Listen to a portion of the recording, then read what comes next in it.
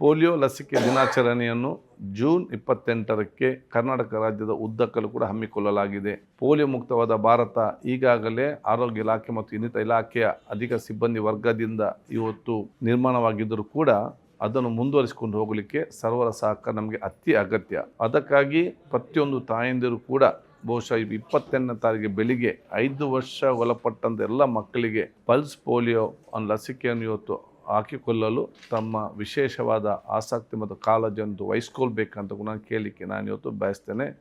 ಎಲ್ಲ ಕಡೆಯಲ್ಲಿ ಕೂಡ ಈಗ ನಮ್ಮ ಪೋಲಿಯೋ ಬೂತನ್ನು ನಾವು ಇವಾಗ ಪ್ರಾರಂಭ ಆಗಿದೆ. ಅದರ ಜೊತೆ ಇದಕ್ಕೆ ಸಾವಿರಾರು ಇವತ್ತು ಹೆಲ್ತ್ ವರ್ಕರ್ಸ್ ಬೂತ್ಸ್ ಮತ್ತು ನಮ್ಮ ಇನ್ನು ಸಿಬ್ಬಂದಿಯನ್ನು ಕೂಡ ನೇಮಿಸಲಾಗಿದೆ.